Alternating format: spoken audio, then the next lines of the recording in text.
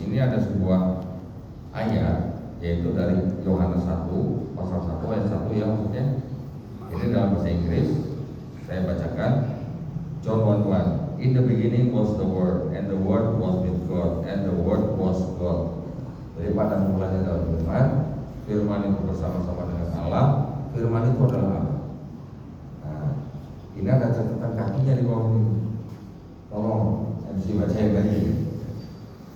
Apa yang sama orang warna kuning ini? Nah, jangan.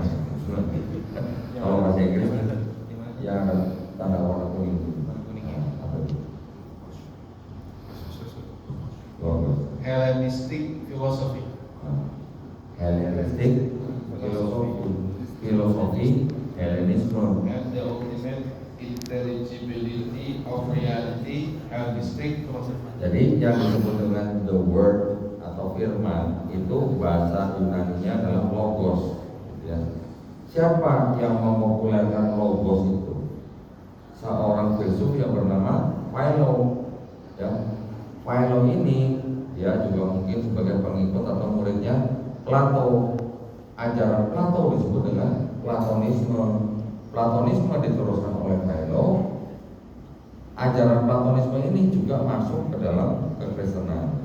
Siapa yang mengakui? Bapak gereja namanya Santo Augustin. Santo Augustin mengatakan bahwa banyak buku-buku Plato atau Platonisme yang diterjemahkan ke dalam bahasa Latin dan dengan kata-kata yang mungkin tidak terlalu sama, tapi dengan tujuan dan alasan yang sama. Ayat ini yang disebut dengan In the beginning was the Word, and the Word was with God, and the Word was God, itu berasal dari buku-buku Platonisme. Ya. Jadi ayat-ayat yang di dalam kitab sucinya orang Kristen ini memang sebenarnya pengaruh daripada paganisme Romawi dan juga Hellenismenya Yunani. Nah, kalau tadi kan baru dewa paling tinggi ada punya anak, ada Tuhan paling tinggi ada anak. Terus kok ada Roh Kudus? Ya, kalau di Hellenisme kan tidak ada Roh Kudus. Kalau di Kristen kan ada Roh Kudus, ya. Roh Kudusnya dari mana? Kenapa harus 3? Kan kita mengenal Trinitas ada 3 pribadi kan. Orang Kristen bilangnya Trinitas itu Tuhannya Maha Esa, Pak. Jangan dibantah, Pak. Tetap mereka bilang Tuhan orang Kristen Maha Esa.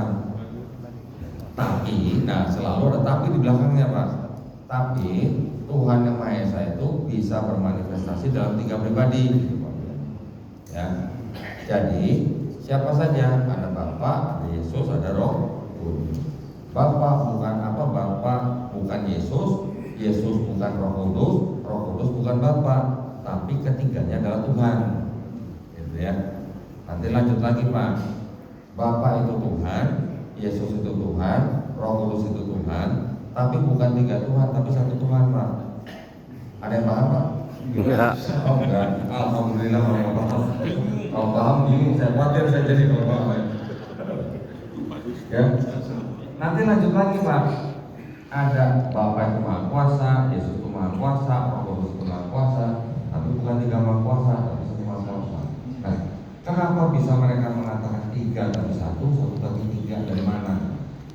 Nah, kalau yang tadi Hellenisme ini yang yang diadopsi adalah konsep ada Tuhan paling tinggi, ada Tuhan yang rendah.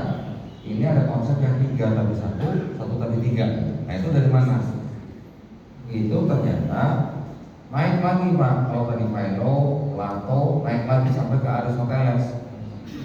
Aristoteles mengatakan sesuai dengan perkataan orang-orang Pitagoras, alam semesta ini dibatasi dengan angka 3, awal, tengah, akhir.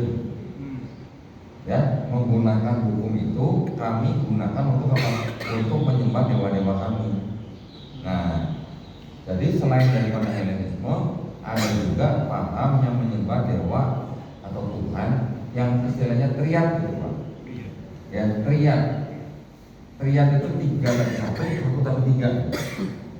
Nah, sebelum ada Trinitas Kristen, sudah ada belum Trinitas? Trimurti 3 kan? Betul? Trimurti kan 3 juga.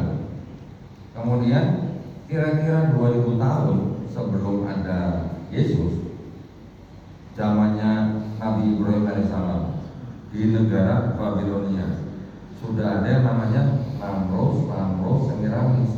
Ini juga Trinitas, Pak. 2000 tahun sebelum Kristen. Ya. Nanti di Mesir juga ada lagi, bahkan mungkin lebih lama lagi. Ada dewa Osiris, dewa Horus, dewa Ra. Ini juga teriak. Jadi ribuan tahun sebelum Kristen sudah ada Trinitas. Jadi saya bilang apa? Jangan sedih. Dan Trinitas sudah ada duluan sebelum Kristen. Oke? Jadi kalau begitu, apakah konsep Trinitas Kristen itu barang baru? Oh begitu. Bukan. Ya.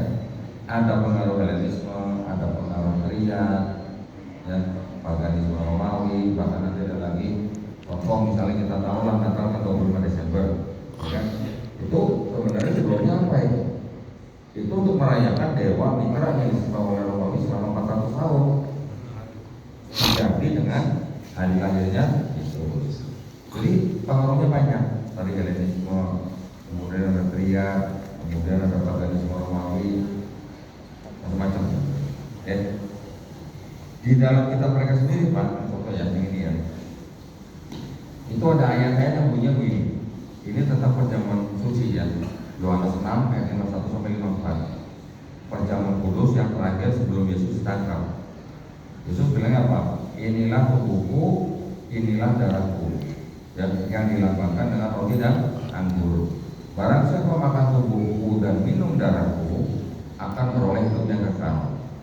Di Mesir sudah ada, Pak. Ya. Tubuh dan darahnya dewa Osiris dilambangkan dengan roti dan anggur. Barang siapa makan tubuh dan minum darah Osiris beroleh hidup yang kekal. Oh mirip Pak ya? Kira-kira kebetulan nggak, Pak? Kira-kira kebetulan nggak? Nah itu aja. Nyontek. Kita mengajak orang berpikir aja. Kira-kira kebetulan nggak?